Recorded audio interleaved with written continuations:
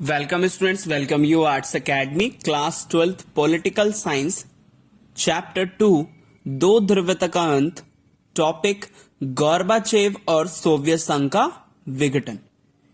इससे पहली क्लास में हमने मिखाइल गोर्बाचेव के बारे में पढ़ा कि मिखाइल गोर्बाचेव कौन थे और उन्होंने क्या क्या कार्य किए।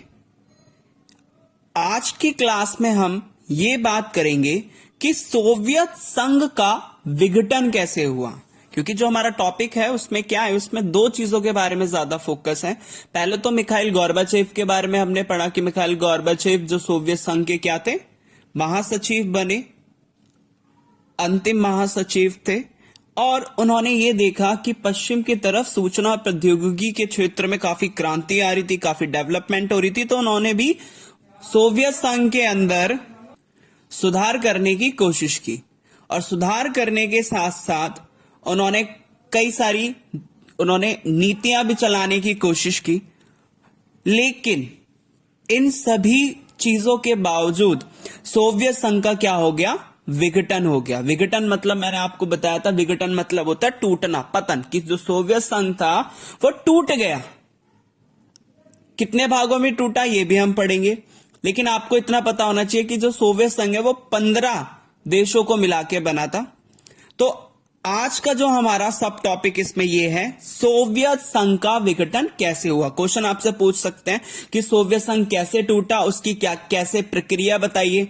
प्रक्रिया मतलब कि प्रोसेस बताइए कि सोवियत संघ टूटा कैसे। उसके कारण नहीं पूछ रहा, उसके परिणाम नहीं पूछ रहा, बल्कि यह पूछा जा रहा है कि सोवियत संघ क्यों टूटा या कैसे टूटा, कैसे टूट गया। तो इसकी स्टार्टिंग करते हैं। सबसे फर्स्ट पॉइंट निकल के आता है कि जो पूर्वी यूरोप की साम्यवादी सरकारें थी वो एक के बाद एक क्या हो गई, गिरना शुरू हो गई। क्यों?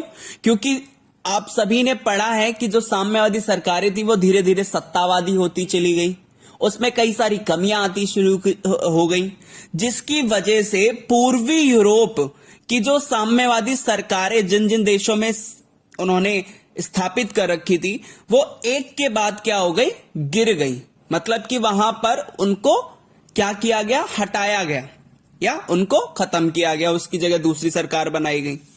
तो यही कहा गया कि पूर्वी यूरोप की जो साम्यवादी सरकारें थी वो एक के बाद गिरती चली गई। इसके बाद नेक्स्ट आता है कि गोर्बाचेव ने देश के अंदर आर्थिक राजनीतिक सुधारों और लोकतांत्रिकरण की नीतियां चलाई। मिखाइल गोर्बाचेव ने क्या किया, मिखाइल गोर्बाचेव ने जब पश्चिम में इतना विकास देखा था तो उन्होंने क्या किया, उन्होंने देश में नीतियां चलाई। और नीतियां किस लिए थी, आर्थिक रूप से, मतलब कि आर्थिक और राजनीतिक सुधार और लोकतांत्रिक सुधार करने के तौर पर इन्होंने क्या की, नीतियां चलाई, जिसके कारण वो क्या करना चाहते थे, सोवियत संघ को विकसित या उसमें कुछ सुधार करना चाहते थे। लेकिन इन सुधार नीतियों का कम्युनिस्ट पार्टी के नेताओं द्वारा क्या किया गया, विरोध किया गया। मतलब कि मिखाइल गोर्बाचेव ने सोवियत संघ में विकास करने के लिए नीतियां चलाई थी। और अगर हम उन नीतियों की बात करें तो उन्होंने दो नीतियां चलाई थी। एक थी, पहली नाम पेरेस्ट्रोइका, जिसका मतलब होता है पुनर्रचना, फिर से बनाना, और दूसरी जो नीति थी उसका नाम था ग्लासनोस्त, जिसका मतलब होता है खुलेपन या खुलापन। तो ये दो तरह की नीति चलाई थी, वो भी किसने, मिखाइल गोर्बाचेव ने।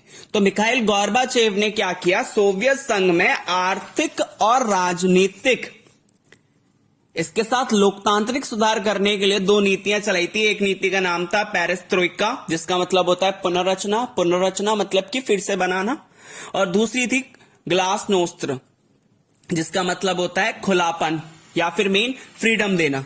तो इन दोनों नीतियों का जो विरोध किया वो खुद कम्युनिस्ट पार्टी के नेताओं ने इसका विरोध करना शुरू किया। इसके बाद क्या हुआ, इसके बाद 1991 में, दैट मीन्स 1991 में एक तख्ता पलट हुआ। तख्ता पलट जिसको हम कह सकते हैं सीट चेंज की गई, मतलब कि एक दम से क्या किया गया, जो पावर थी वो एकदम से हटकर किसी और के हाथों में आ गई। जो शक्ति थी कम्युनिस्ट पार्टी की जो शक्ति थी, मतलब कि जो मेन पहले पूरे के पूरे सोवियत संघ पे कम्युनिस्ट पार्टी का कब्जा था, शक्ति थी, वो एकदम से बदल गई, किसी और के हाथ में आ गई। और ऐसा तख्ता पलट, ऐसी शक्ति का परिवर्तन कब हुआ? 1991 में। क्या हुआ था? एक व्यक्ति था जिसका नाम था येल्तसिन, पूरा नाम है बोरिस येल्तसिन। येल्तसिन ने इस तख्ता पलट के विरोध में महत्वपूर्ण भूमिका निभाई थी। मतलब कि जो ये पावर का शिफ्ट किया गया, मतलब कि शक्ति का स्थानांतरण किया गया, एक हाथ से दूसरे हाथ में जो शक्ति गई, इसमें जो सबसे ज्यादा महत्वपूर्ण भूमिका निभाई थी वो किसने निभाई थी? बोरिस येल्तसिन ने। और वो एक नायक की तरह उभरे थे इस टाइम पे। बोरिस येल्तसिन ने क्या किया था? आम चुनाव कराए और उन चुनावों में वो जीत गए। और जीतने के बाद उन्होंने क्या किया? जो केंद्रीकृत नियंत्रण था कम्युनिस्ट पार्टी का, उसके नियंत्रण को मानने से उन्होंने इनकार कर दिया।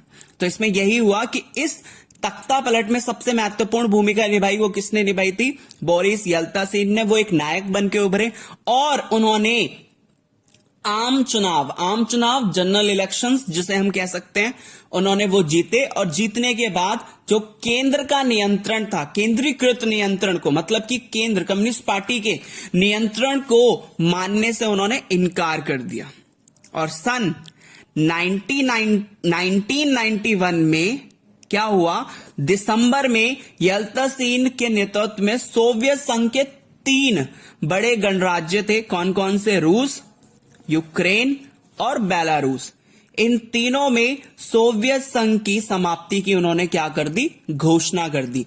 और जैसे आम चुनाव कराए, आम चुनाव उन्होंने जीते और केंद्र के नियंत्रण को मानने से इंकार किया। और 1991 के जो दिसंबर में येल्तसिन ने क्या किया?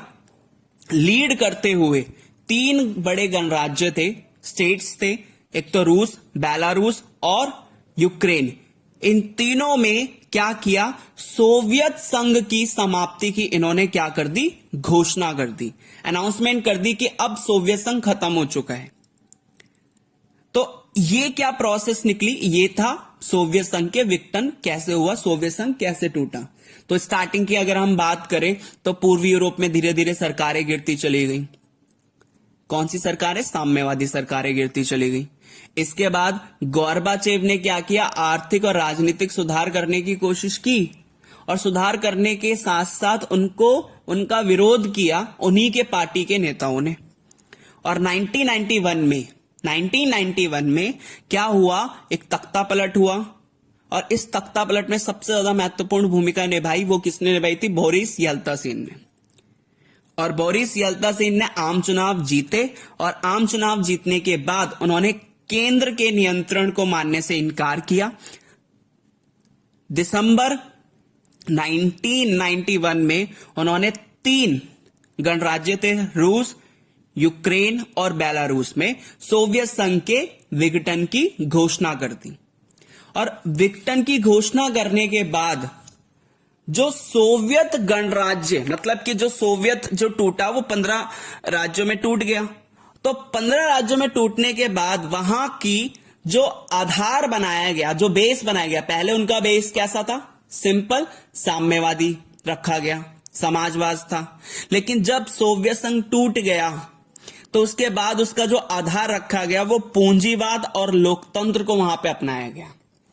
तो ये चीज इसमें थी कि जो साम्यवादी सोवियत गणराज्य था वो टूट गया और उसकी जगह जो नया उसमें बेस रखा गया, नहीं जो उसमें मेन नींव रखी गई, वो किसकी रखी गई थी? पूंजीवाद और लोकतंत्र की।